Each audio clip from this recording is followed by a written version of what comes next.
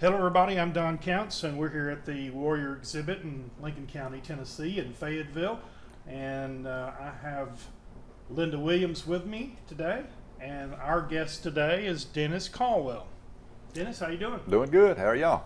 Good. All right. And Dennis is also on board here for the Warrior exhibit. Oh, yeah. Absolutely. This is a beautiful place. Everybody should Yeah. come by here and see that. I know. Dennis, tell us a little bit about yourself. Well, Dennis Caldwell. I grew up here, Lincoln County. Went to school here. Just a typical country boy. Never been to many places. You know, Huntsville was a far-off place. You know, we traveled down there a little bit. That's about it. You know, until I went in the Army, I'd never been anywhere. You got to travel in the service. Got to travel. You know, you get your first plane ride and all that sort of thing, and different things that you learn. And I grew up as an only child. Now, I'm not saying I was spoiled, but I got away with a little more than some of my friends with brothers and sisters and that sort of thing. And so, yeah, the Army was a new experience for them. Where did you do your basic? Did basic at Fort Carson, Colorado. Wow. Yeah, out there. And did basic there. After the 12 weeks, got a week leave, came home. Went back to Fort Carson, was reassigned there, just went back, spent 11 months at Fort Carson. And I thought that's probably where I'm going to spend my 2 years. Of course, I was drafted, you know, went out there and did that. So, but I didn't get to come home. I was away from home longer at Carson than I was in Vietnam, because you know you got time off at Thanksgiving and you got time off at Christmas to come home. But somehow, I guess it was just that period of time with Vietnam. Not saying I was that great a soldier, don't get me wrong, but I had managed to move up into some promotions in rank. And it seemed like the low guy on the totem pole, being the younger guy, as an NCO, all the weekend and holiday duties usually fell to all of us that were you know, fresh. So everybody flew home for Thanksgiving or flew home for Christmas, and I'm sitting there manning the functions of a 20-year-old sergeant. You know, had no idea really what was going on, but it was a good experience. I enjoyed it. So I was just lucky. I was just very lucky I was pretty good at being a soldier. I'll just put it that way. And being, like I said, kind of the only child and having a little easier life. You know, I mean, that's what. You know, it wasn't like I got the big fancy cars or anything like that. But as a kid growing up, Christmas, I got usually all the Santa Claus stuff that I asked for. And the neighborhood kids took care of not having to mow the yard in the front. That's where everybody hung out at my house, because I had all the toys, all the good stuff. You know. But anyway, but it was a learning experience. You know, you learn some responsibility. And of course, my dad made me work. As I got old enough to earn my own money, I mean, I had to go to work, and so that wasn't all traumatic, but it was different. Tell us what it was like about getting drafted. Did you expect it? Was you looking for it? How did it happen? Well, I was looking for it too. Of course, that was when the draft was really in the push there with the Vietnam thing going on there. I wasn't the real perfect student, you know, with a grade point average or anything like that. Colleges were filling up pretty good, even the lower, you know. You know, you qualify for that, to get in the reserves, a guard, that thing, you know, they were full too. I mean, so many people were doing that. And so I just kind of resigned myself to wait on it. And so I just worked for my dad. My dad, you know, at that time had a service station in Huntsville, and it, you know, was very prosperous business that he had down there at that time. It was also during the space boom. So that's what I did, pump gas. And in the old days, like you see on the old movies, that's when you pumped everybody's gas. There weren't even any canopies over the gas pumps. I mean, in the snow and the rain, you're out there in a raincoat, and you know, change oil, wash cars, all that. Pretty hard work, and that kind of helped me in the military too. I was used to some hard work. Sure it did. And so I just waited it out. So you know, Linda and I graduated in May of '65, and by February '66, I'm at Fort Carson. You know, just that short a time. So you get your draft notice. I know when I came home for supper one night, and my mother had one of my favorite meals there, and this was in the middle of the week.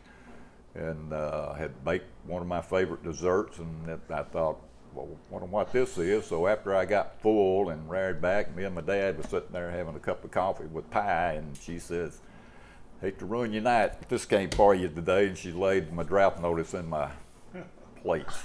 And so I knew the time was up. So that was it, and I forgot how many of us went. There were some other guys here, several of us, and actually several of us were stationed at Carson together for a long time.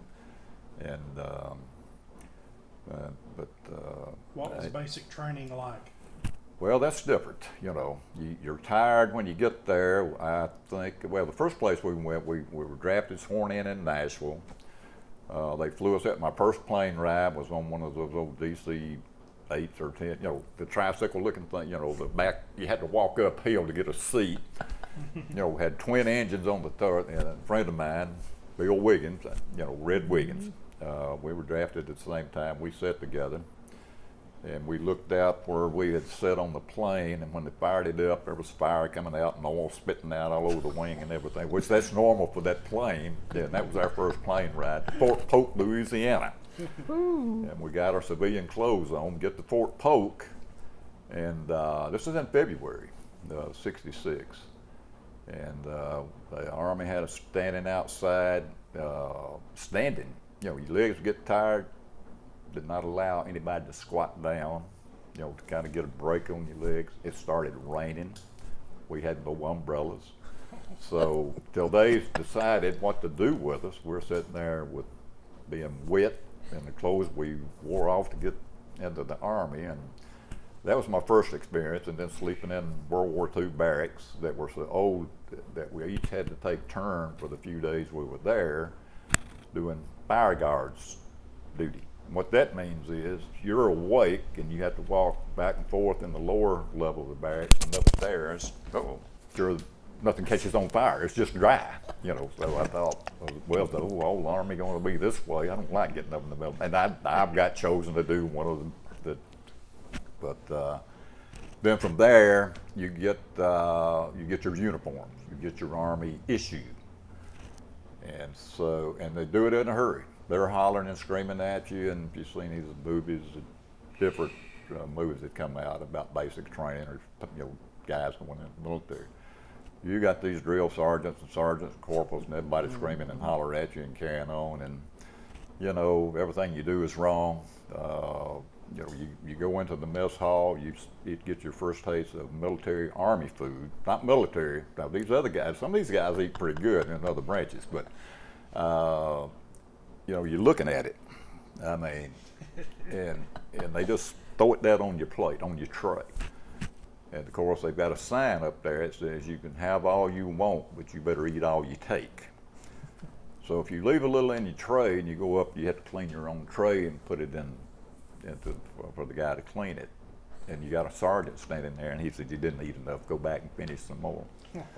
So I thought, well, I'm not going to like this part of it at all. But, and I don't know if that's the way with the other guys that were assigned to different posts. But then they're shouting and hollering. You go down and you get your, what we call fatigues. That's your everyday uniform. They're the old olive strap things and combat boots and all that stuff. And they give you the duffel bag and you start sticking stuff in there. And you take your civilian clothes and stick those in there, because now you've got to leave.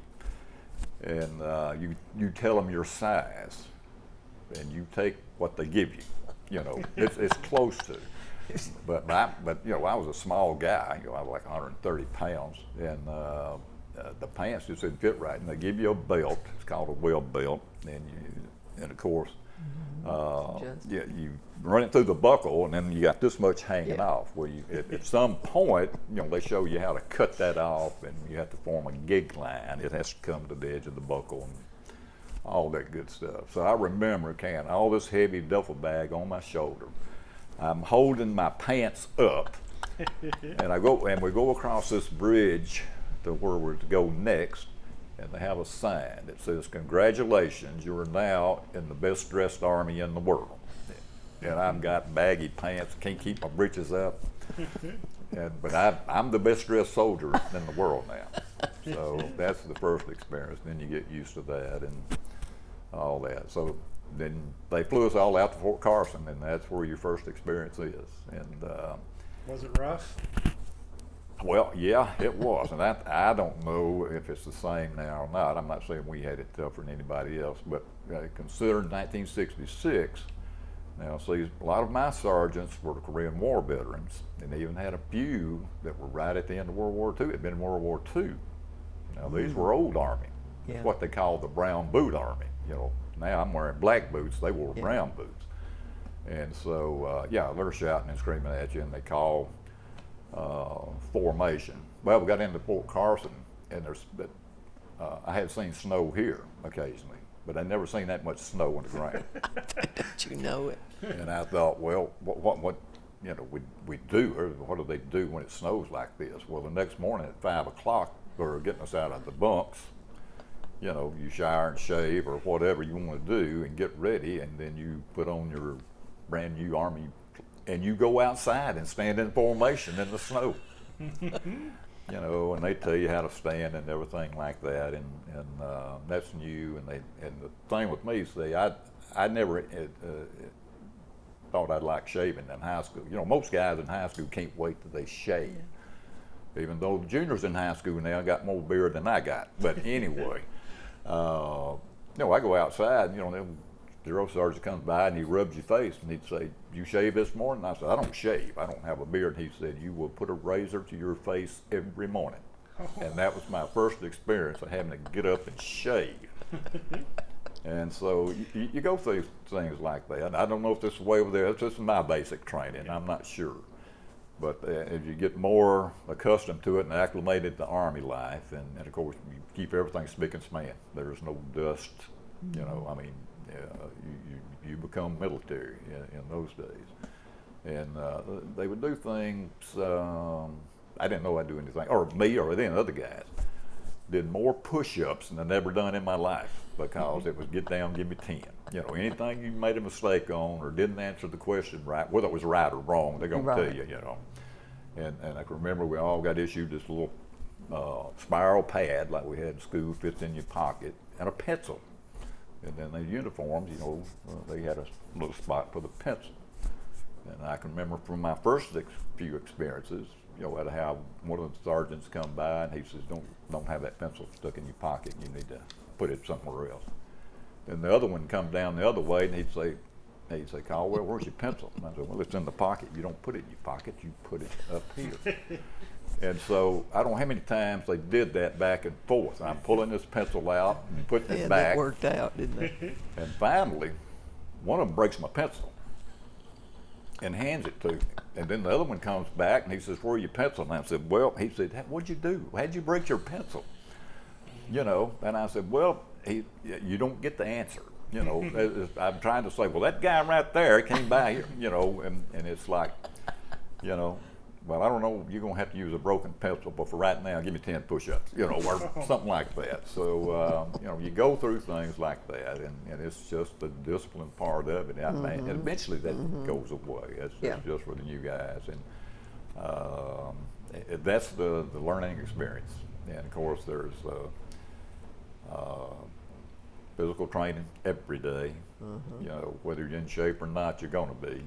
And I've got how many? We called it the Army Daily Dozen. There were 12 exercises we did daily. 4 or 5 got 10 repetitions on each or something like that. And you finally just can't push up anymore and can't do any more sit-ups. But eventually, after 12 weeks, you're in pretty good shape. Now you can do all that pretty good, and running maybe a mile to start with or something like that every day. And so that's your first experience. But once you get into your training and you get into that routine of what you're doing every day, it becomes kind of is what you get accustomed to, And did you enjoy your time in service? I did. I really liked that. I was talking to Jack and some of the guys the other night about that. I did like the Army. It's one of the few things I guess I've ever been good at, because I went from I don't know if I can tell this story or not, but at the end of the basic training, it's kind of like a graduation thing. I mean, when there's no well, there is a ceremony. Parents can come and do that later on, but for the test, you take a proficiency test. And I forgot how many written questions are on there. You go in multiple choice. You know, you go down through there to answer that. Then you go out and everything you learn. There's dummies up there for like hand-to-hand combat, and you know, and in those days they taught you how to use a bayonet. You know, you take the rifle butt, hit a dummy, and stab the dummy, and then you throw a fake hand grenade. And I forgot how many different things that you've been taught or trained to do. And then you do the physical thing. You go through monkey bars so many times and do the physical end of it. And whoever finishes at the top of the class gets promoted from private to private. First class. Is it first class? Yeah, first class, yeah. And I finished top of the class. So at basic, I'd already gone up one, elevation Wow. there, so to speak. Yeah. And so then all the older sergeants, now I'm out of basic, I've become routine Army. And so they start paying a little more attention, be a little nicer to you, and that sort of thing. And that's how I started getting a little more responsibility. And I even taught a couple of classes later on. I mean, not taught them, but was an instructor Yeah. on some different things like that. And I kind of just made not a name for myself, but all the cadre there kind of, and of course, I don't know why I couldn't take care of my mom fussed on me all the time for throwing clothes and scattering them around the Army. You don't do that, but I'd learned to fold shirts and everything and make my wall locker and foot locker How to make real a neat. bed. Make a bed, tuck it in, and like that, and different things. And I don't know. I just kind of got into that routine and don't know. But all at once, it was just a different life that I had not experienced. I'm an only child, like I say. I never experienced brothers, sisters, or any kind of family like that. And so you make friends that, lifetime friends and things like that. So it's just something I did well. I tried to do the best I could. And trained infantry for the first 11 months out there. I was all infantry. And then I got orders for Fort Knox, Kentucky. Now, I'm not saying Army and its wisdom or anything, but long story. I don't know how much time y'all want here, but Anytime. I took a week's leave between leaving Carson and going to Fort Knox. I flew out of here in April one morning. I got to Louisville, Kentucky, with a couple of feet of snow on the ground that I didn't know was going to snow. Now I'm looking, not knowing where I'm going now. I'm still 20 years old and never been anywhere on my own like that much, and nothing's moving. And just so happens a cab driver comes by and he says, "Hey, sir, you trying to get?" And I was trying to get to the bus station to take the bus out to post. And he said, "Well, everybody's going home and everything's shutting down here for all this weather." And I thought Louisville was geared for snow, but apparently not then. And so he said, "Come on, I'll give you a ride, no charge." So he carries me down. I have no idea where it was. I get off in downtown Louisville, I guess. And of course, the street with the bus station hadn't been cleared any. And he said, "I don't want to take a chance going down there." But he said, "Just go let it a block or so, and you'll find."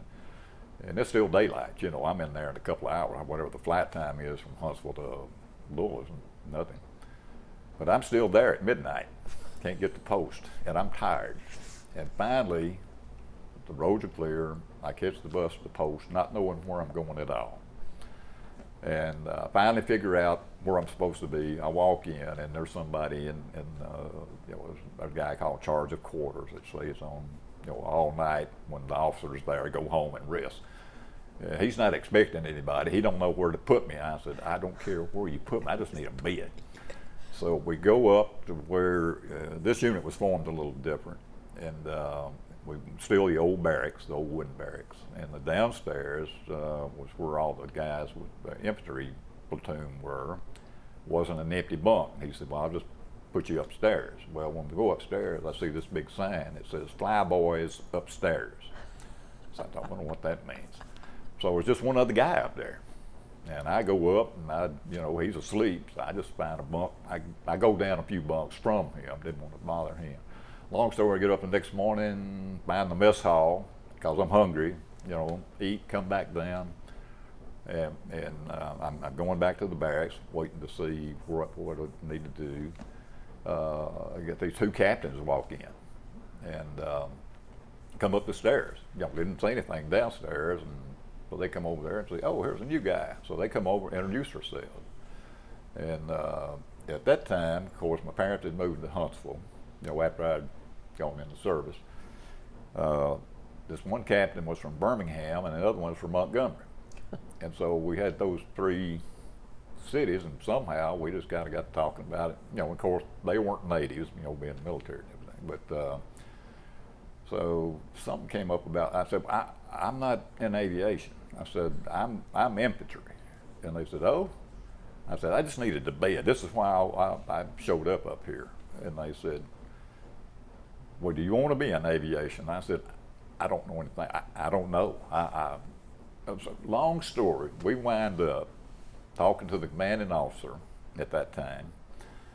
And you have an MOS in the military, it's your occupational status. And I was an 11B, which is infantry. And they changed it to 11D, which is aviation. And I said, I don't know what I'm supposed to do. I haven't been trained in anything. And they said, well, we'll just go down to the flat line and we'll never been on a Huey helicopter. It's seen them flying. So one goes in as flies as pilot, one co-pilot. You got a crew chief, the guy that takes care of the helicopter. He gets on, and I get on. Now the back doors on those things, you see the movies, they slide those things open. Now I've been on, I've only flown 7, 8, 10 times on a regular airplane, but I've never flown no doors. And so, and of course when they bank, I'm going. I'm holding on this way or bank the other. I'm holding over here, But long story, we land and they said, what do you think? And I said, that's something else. I don't know. But long story, for some reason, these two guys kind of took to me. And they said, well, if you give up your weekends, we'll train you. I said, really? And they managed to do this somehow. I don't have any idea how this came about. I had never flown. Wow. And the next thing I know, the job I had is pilot flew the pilot seat. I flew the co-pilot seat. Not a pilot, but I was a scout observer. Where you look out and you read. Didn't have all the technology that we do today. You've got a topical map. You got to learn how to read a map and navigate and all that sort of thing. And so that's what they taught me, and I trained in that. And then finally they introduced a smaller helicopter. They called an 08, any military guy at that time, the 086. They called them loaches. They're just shaped like a big egg, smaller. And you didn't have many doors on it, even the pilot or co-pilot. But so I wound up doing that and did a pretty good job at it, I guess. They actually. The E grades in the Army, where you go in as you get an E1, and you go up to E9, and I'd been in the Army 18 months and made E6, and had come up pretty quick on that. But I just got lucky. I don't know what caused that, or whether I just took to it, and like you say, I thought about, well, I think I found me a career here. Of course, I'm still in the States. And that sort of thing, and do pretty well. And later on, I don't want to get too detailed here. I mean, of course, we got deployed, went to Vietnam,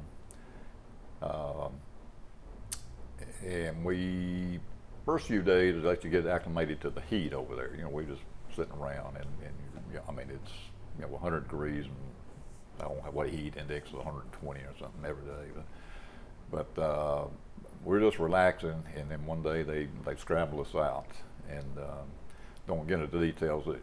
I was in a cavalry unit, is what it was, and that unit was formed. You had the guys that made the infantry unit, or we call them the rifle platoon, And then you had the scouts, which I was a scout. You got the scout platoon, and then you got the crew chiefs and the pilots that fly what we call the Hueys, which we'll refer to as gunships. And then you see the Hueys on there that have no armament on them. That carries the guys, gets them on the ground up and down. So you got 4 platoons there. So we go out as a scout, so we fly real low. Scouts fly in the trees. We're at treetop level. You know, that's what we did. Of course, you're flying a team of 2, and then you got another one that kind of your wingman flies a higher altitude. But we go out on this call, and my first experience, you know, brand new country. I mean, you know, you train in around Fort Knox and flying around Elizabethtown, and then we're in Louisville, around Louisville. And you know, you get used to where you are. You just look down at the road and know where. Well, now I'm brand new. I mean, I'm sitting there trying to look them out and everything. But long story. When you know the training's over, we get to the site where we're going, and the very first thing I hear on the radio is one of the pilots on the gunship. He says, "I'm hit." And then you think, what do you mean he's hit? He's got to, you know, hit the helicopter or whatever, and then he's talking, you know, and he took a round in right below his right knee, on his leg, right below his knee, and he said, "Well, I'm okay, but still, you know, all at once you think, okay, this is right." Well, we sent 2 of the slicks out with the infantry. We had 2 of those, and the next thing we know, one of those goes down.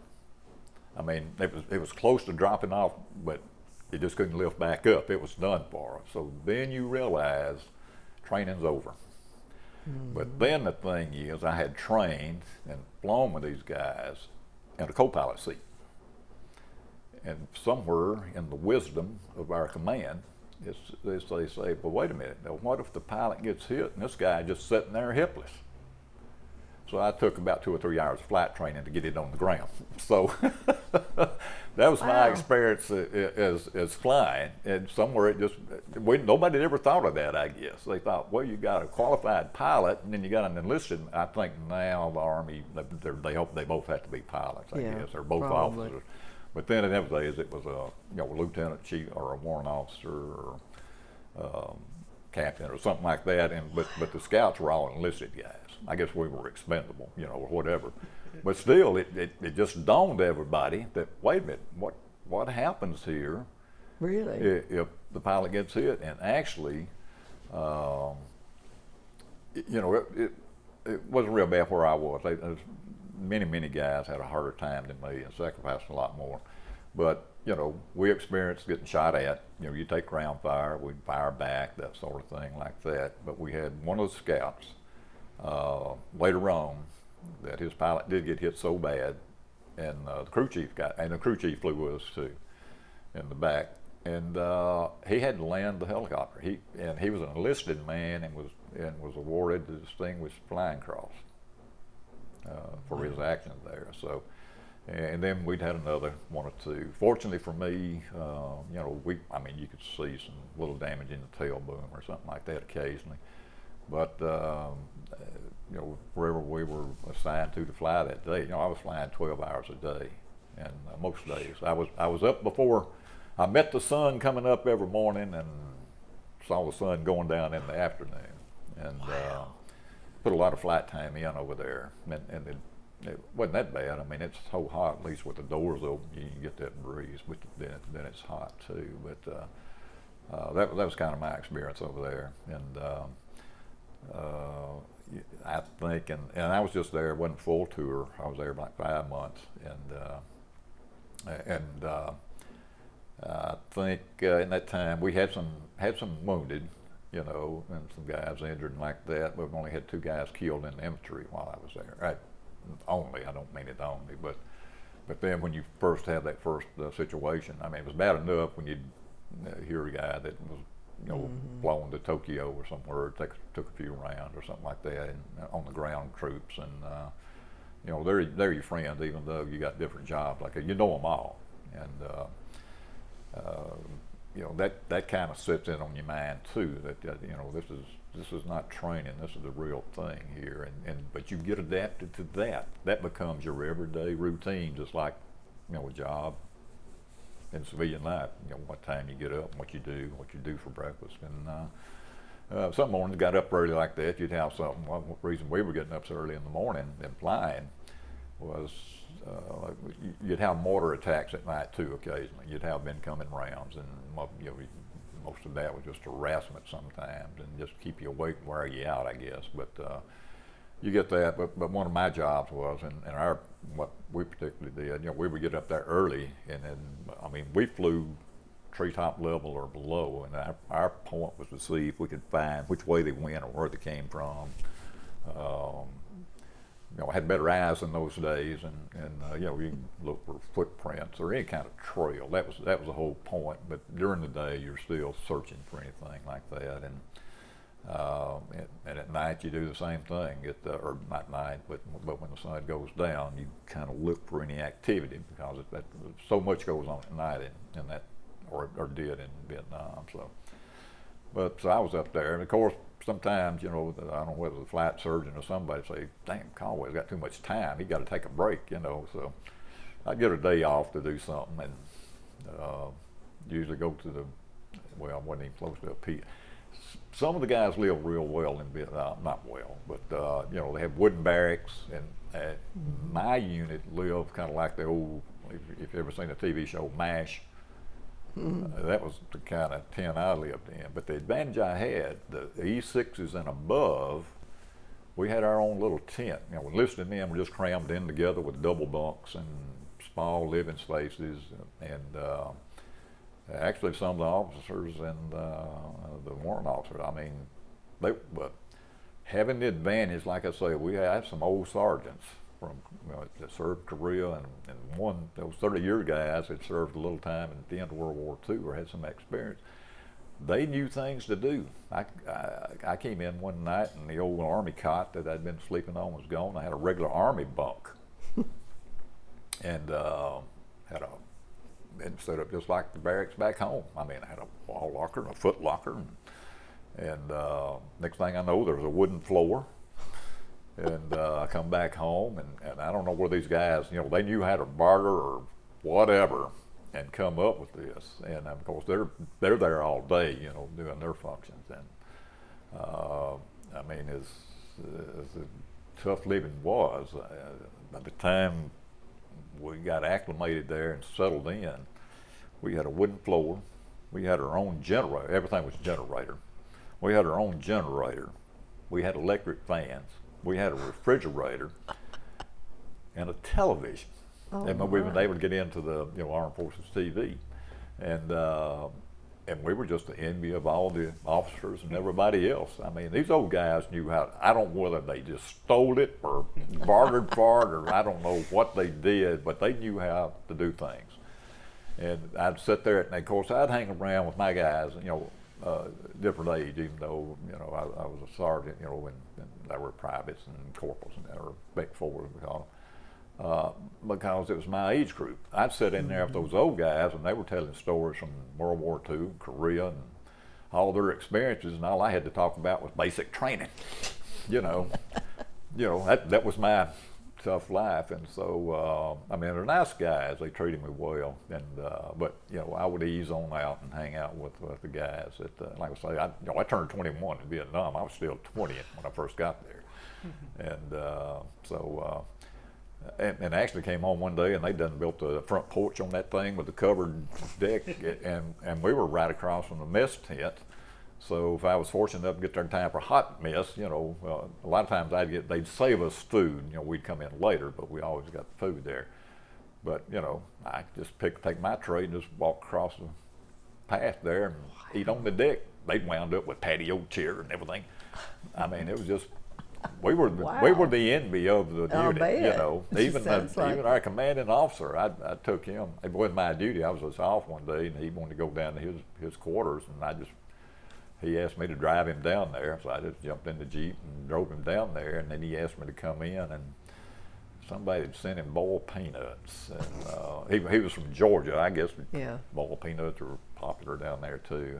I ate them. I'm not real fond of them, but I thought he was a major, and I thought, man, I'm living better than this guy. I'm at night, but anyway, I was just fortunate to have those old guys around, and you know, I didn't have a lot in common, but you know, they treated me well and taught me some things too. I mean, like your first mortar attack that comes in, you know, they tell you roll out of your bunk, you know, grab your clothes, I guess, or whatever you want to do, and then of course you're assigned a weapon. I carried a .38 pistol. That's what the scouts carried, and but when the first time you get that experience, you forget all that. Basically, you jump out of bed instead of rolling out of bed and run toward the bunker, you know. And so I got these old guys grabbing me by the shirt collar and pulling me down on the floor, and they said, "Don't do that." Of course, they didn't grab their clothes either, but you know. And so we get out in the bunker and stuff like that. So then you learn, and then you get kind of. I mean, it's not a fun experience because you never know where they're going to hit or anything. It's just you know, it could last 5 minutes or off and on for another half hour or something. It just depends, and of course that's something you get used to too. I mean, by the time we got accustomed to that, if you want to call it that, you know, one of them would bring a deck of cards and we jump in the bunker, and, you know, and with a flashlight or whatever. I mean, you know, sit there and play poker or you know, kill time till it was all over and get back out, and then. Yeah, it's just those things that you do. Now, Dennis, can you tell us the difference being in the service has made in your later life? My later life? During the rest of your life. Rest of the you got out life? of the service. I mean, there was a lot of structure there from the way like I told you, the way I grew up. You know, I was structured, more disciplined. Now, you know, my dad never did, Mom, I never say yes ma'am, no ma'am, but I respected them. I mean, you know, and things like that, and I'd grown up with my dad. I think I can only, well, people don't like to hear it now, but you know, my age used to get a little paddling here and there, and maybe with a belt, you know. Yeah. And I can only remember one experience of that, but I, for some reason, I had to screw up. Whatever my dad told me, I just did. You know, I never did argue with it. I may not like it, but I didn't argue back, and he wasn't strict or anything like that, but just got to it. But there was more structure, and I remember when I got out. These are the stories with me and Wiggins. We don't want to get into that because those have been that would have been a story to itself. Those have embellished a little bit over the years, but don't want to get into that sort of thing. But you know, if you remember one of the simple things, just like the old service station days, and you know, y'all can remember pulling in. You know, you had grease and stuff, and spare tires, and Dad's wasn't much difference. They went, but I remember going in there and cleaning the floors every night. You know, during your day it was usually busy, and that's when stations stayed open till like 9, 10 o'clock at night. He stayed open till 9, but most of your bay work, like oil changes and all that, was done for the day. And I can remember getting in those bays and taking, he had an old pump, you could pump kerosene. A lot of people used to use kerosene. And I'd clean the floors in that thing every night, and I'd straighten up and polish things and clean the restrooms for them and make the faucets shine, and that stayed with me. It still do. Now my wife, Lord love her, I mean, it aggravated her a little bit because, you know, and to this day, I mean, it was like, I got toothpaste all over the faucet here. I mean, you know, and just those So type it of did things. make a difference. It did make Yeah. a difference too, Uh-huh. and the difference was, you know, I'd seen guys from that had been in the Army, the Air Force, Marines, or whatever, you know, and you talk to them, and they tell you stories similar to, you know, what we're talking about here. But I didn't relate to it too much. In our day, you know, I was still relating to John Wayne movies, you know, all the old war movies on there.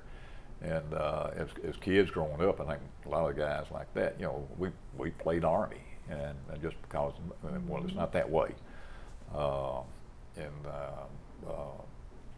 But it's and more patriotic, I think. I don't want to get into any politics here now or anything, but you know, you appreciate the flag a little more, and you know those sort of things that you know, it's just like you grow up in school with the Pledge of Allegiance or whatever like that. That's just coming up. And as kids, you really don't think that much about it. It's just what's taught to you. But you know, in the military, you know, you stand at attention. You know, when they lower the flag every night. Now, in my days, I mean, there wasn't a guy with a bugle out there playing. I mean, it was a tape. But they play that at, I guess, 5 o'clock or 1700 in a military time like that. And wherever you are, you stop and salute toward that for the lowering of the flag and sunset every day. And you do things like that. So you appreciate that more. I still do.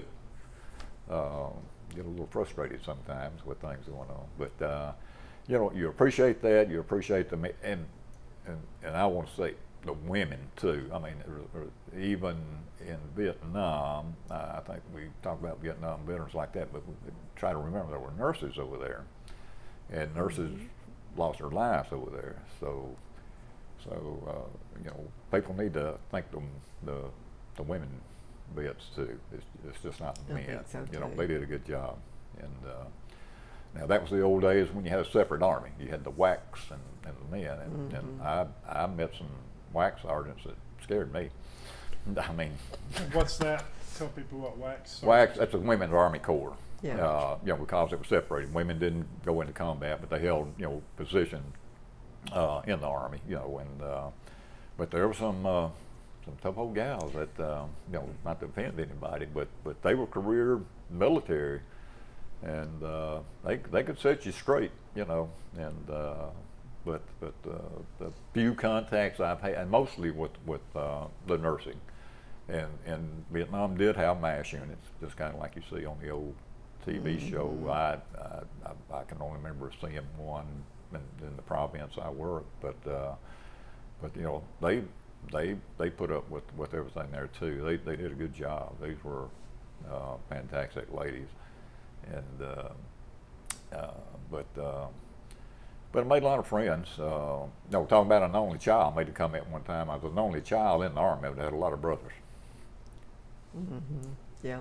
And to this day, the guys I served with in Vietnam, haven't been to a reunion in the last couple of years, but back in '94, before internet and the web and all that, had a call from one of them, and we got together in Columbus, Ohio, and I think there was 7 or 8 of us, and later on, it was like 10 years later, or so, 8 or 10, our unit, I was in the 3rd Squadron, 17th Air Cav, A Troop, 17th Air Cav, and we were the first of that unit to go overseas to Vietnam, and we kind of set the standard.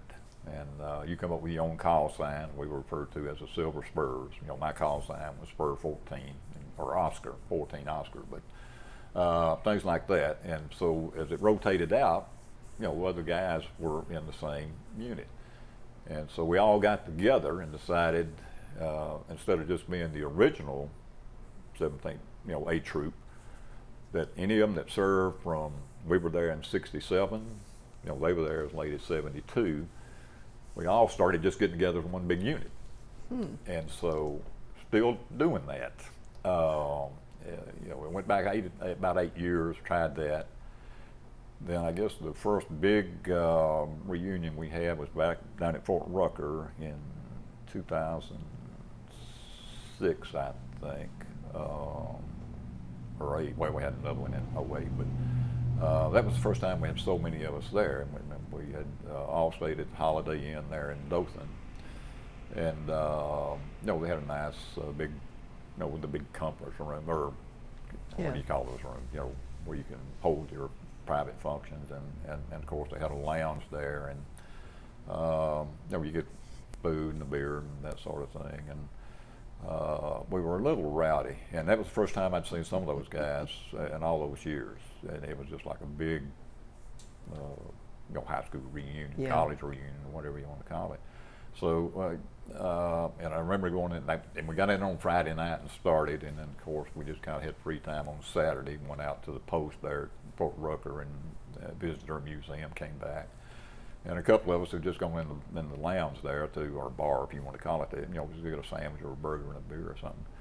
And I heard the manager on the phone that they were supposed to have something that night locally, some kind of a contest or. And he says, no, we've canceled that because there's a bunch of old Army guys here that's taken over the whole hotel. So, and so they just let us have the run of the place like that. And so, it was a good reunion. And so we decided we should do it more often because a few of us had died or were, had ill and from Agent Orange. Fortunately, I haven't had that problem. But so it's been kind of an every 2 year thing. Now, the last one I made was back in 2012, I think. But one of the guys keeps a website. He does that out of his own pocket. And so anything that goes on with the old unit, of course, our unit was deactivated 3 or 4 years ago after so long. It did serve in Afghanistan and Iraq, maybe Afghanistan. But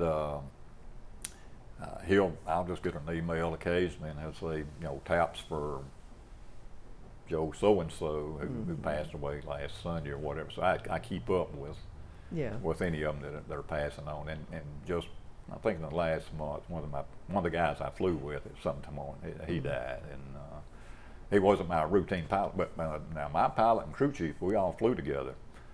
We make just about every reunion. We still see each other. And of course, as we tell our story to the later guys, it's been embellished quite a bit too. Of course.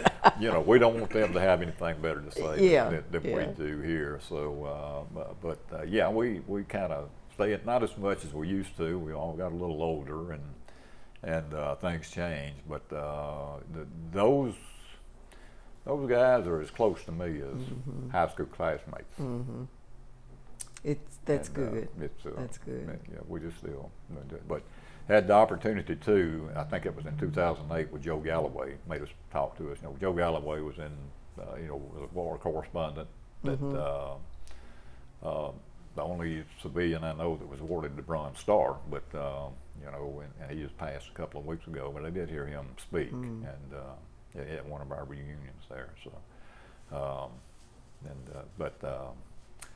I don't know. It's just it's a learning and changing experience. I'm not going to go out there and say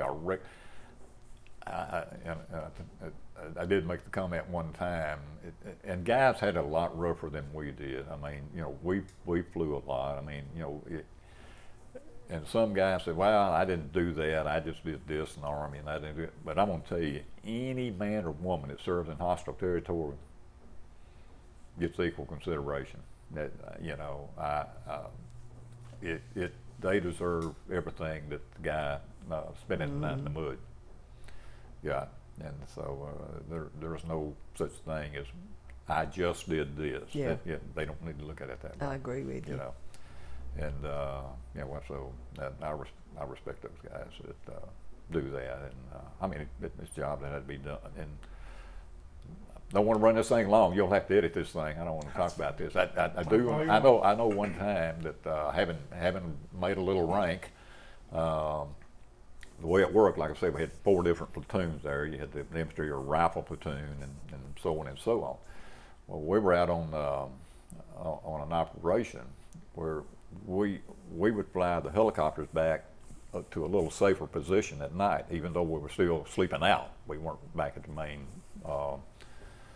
command post. But one night, the infantry, it got dark with the brush they were trying to go through. They couldn't make the landing hills, where they pick them up. They couldn't get out before dark, and so they weren't going to get back to tie in the perimeter of where we were working. Now, there was a Marine unit that was next to us that we had to tie into and form a perimeter guard.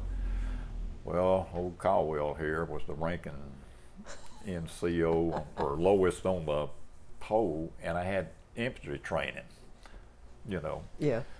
So I was picked to man the perimeter guard with who I could. Now everybody deserves equal knowledge, acknowledgement on this. Mm-hmm.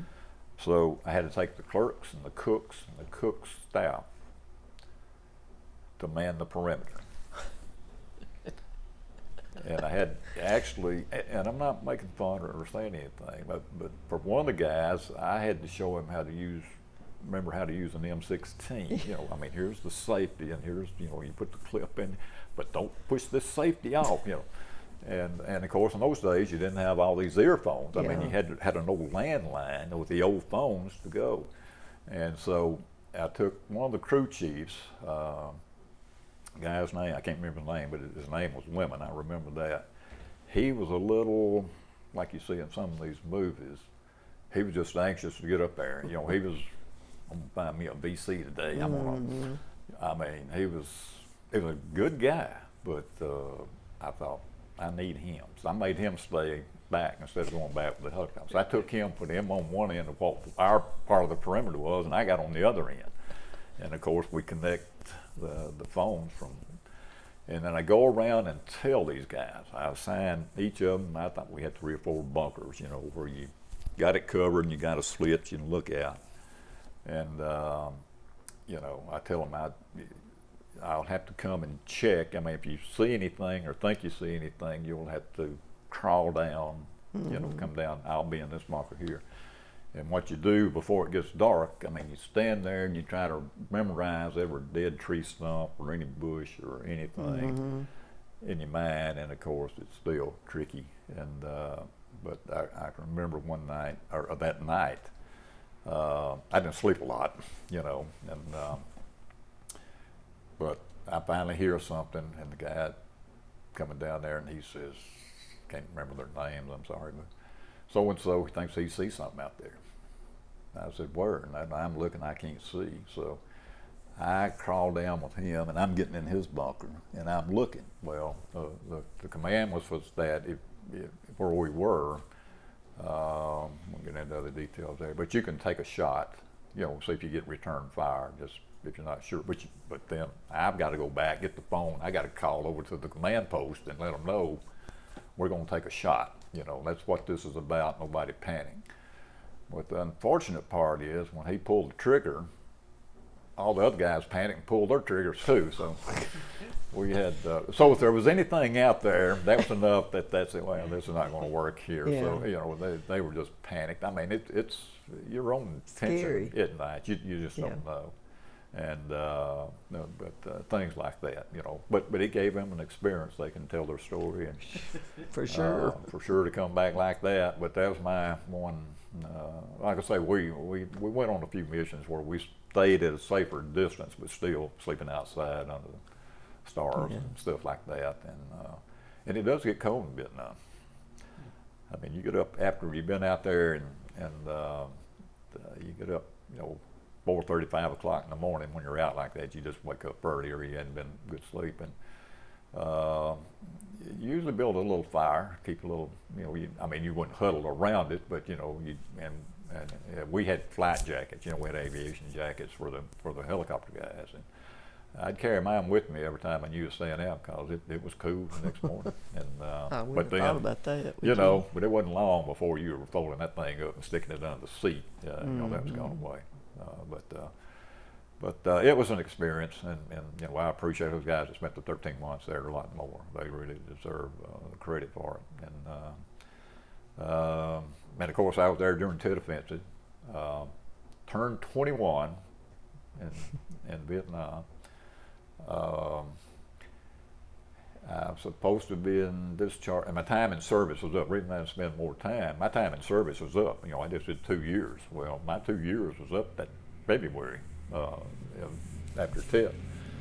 And of course, that happened at the first day of January, you know, and so I thought, I'm not going to get to go home after all. This is something, you know, and I was close to Bien Bon, Long Binh, and south of Saigon, and I can remember seeing the explosions from those areas. It was like from here to Huntsville or something. But just we knew things were bad, and we were already on alert. And so I did fly the next morning, and I thought they were going to take me I'd just stay on the ground until I got ready to go home. But that situation was such an alert. You know, they used every capable Everybody available, they had, and so yeah. I did fly a couple of days after that. But I couldn't get out of the country. no commercial planes were coming in to fly the troops, whoever contracted it. I did finally get I bummed a ride. Eventually, they told me, they said, you can wait till you can do it the regular way, or if you want to try to get to the holding company, which they call, you finish your time with the unit you're in, and you go to what they call the holding company, and that's where they process you and get ready to fly back to the States.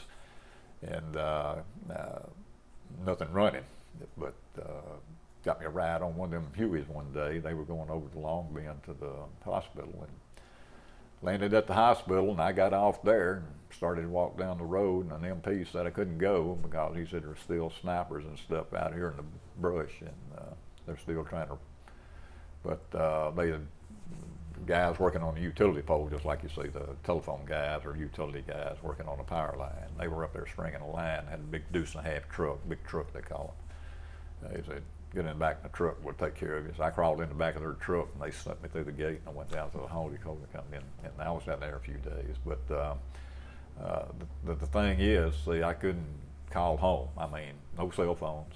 Mm-hmm. I was, my discharge was up. I was still there, and my mom and dad thought I'd be home in February. And so one day they, and of course, as more of us showed up, still did the Army routine. We'd go out and have formation every morning. They'd tell you what was going on or anything. And called formation one morning, and they said, here's the deal. Said, we've had some airline that's flown in here with supplies. They're able to get in and out of the runway. And it's got 41 seats. And what we're going to do is offer those 41 seats to anybody who wants to get on there. But we don't know where it's going. They don't know where they're going. All we know is leaving Vietnam. And so the only fair way to do this, we're just going to call names alphabetically. And of course, I'm a Caldwell. I'm the third name called. And they said, when we call your name, you get down, had to put your dress uniforms, and we had khakis in those days, what we call dress khakis. And they said, you go get your khakis on, get your bag, and be back here in 10 minutes. And when they called my name, I left the boot here and the boot there and a pair of pants there and a shirt over there. The time I got to my sleeping quarters, I was ready to be dressed, and I got back, and that thing took off. I mean, we filled it up with 41. I didn't know where we were going. We just knew we were leaving Vietnam. We can remember the pilot coming on the speaker, and he says, gentlemen, we have now left Vietnam. We're in friendly territory. And some guy had brought a bottle of scotch. And I'm not a scotch drinker or anything like that, but they started celebrating with that. We wound up at the Clark Air Force Base in the Philippines for another 2 or 3 days until the Army could get us that to California. So it was several days before I could call home and let them know. I said, at least I'm back in the States, right. and like that. Right. So they've been on pins and needles all that time too. But I can imagine. But I don't know. It was an experience, and I still remember all that stuff. And you're talking about anything you bring back. I mean, still shave close. I do cheat every now and then, or did for a while. Marie would say, "Did you shave today?" And I said, "No, Sergeant, I didn't shave today." But and things like that. But you get into a routine of doing the job for your employer.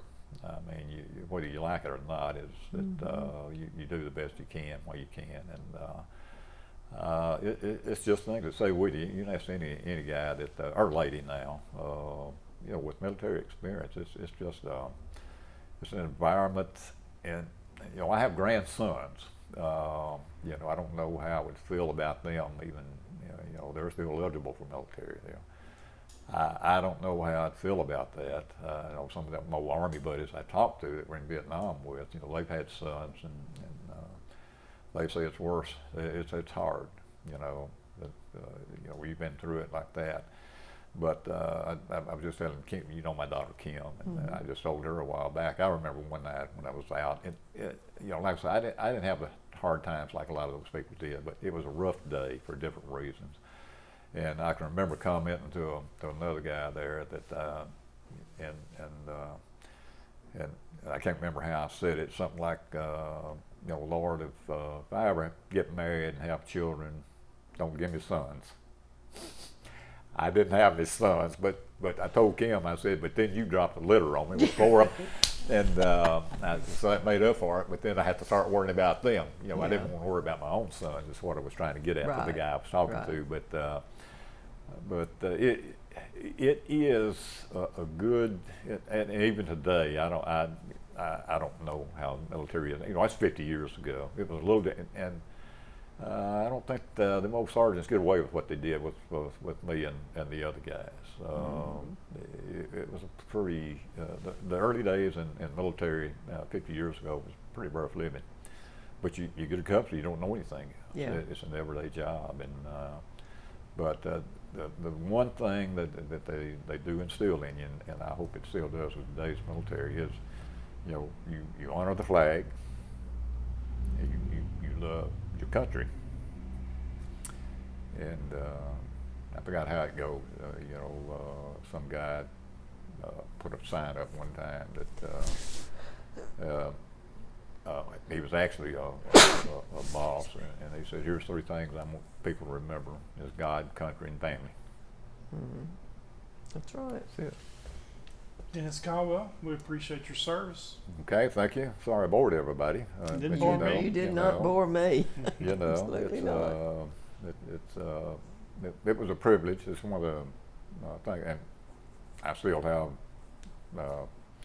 old military stuff at home. I still go through a box every now and then, and I'll find some patch or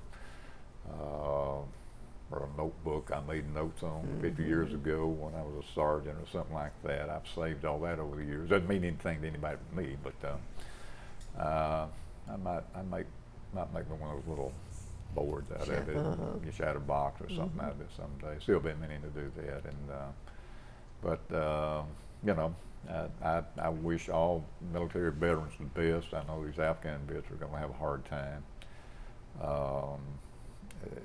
It's similar, you know, you hear a lot of reports about it similar to Saigon and leaving Vietnam, and so, you know, having served at that time in Vietnam, I can kind of relate a little more to that, I guess. And I think any of us guys that serve in any branch, you know. Right.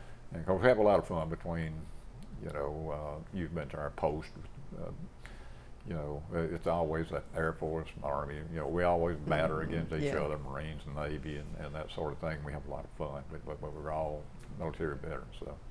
It's a great experience. I'm not saying I'm trying to do a recruiting job here, but I think for kids having a little problem with structure or something like that, it might be the place. It's a volunteer army now, but it's a good place to get your life together. Sounds like an experience of a It lifetime. does. It does. Yeah, You still remember it like it was yesterday. I do, and like I say, I can still stay in touch with some of those guys. See, I mean, it's. I'd like to see them again. But you know, we canceled our COVID thing has canceled us out the last couple of years for a reunion. So we're hoping next year maybe we can do it. We're all getting up there, and you know, a few years won't be. You know about this being what was like 3 million men over the period of the Vietnam years served in Vietnam, and I think the last I saw it was like 850,000 of us left. That's about it. So, but anyway. We thank you for telling us your stories today. And okay, yeah, appreciate your service. not too exciting, but appreciate it. Thank you. Thank y'all. Thank you. All right.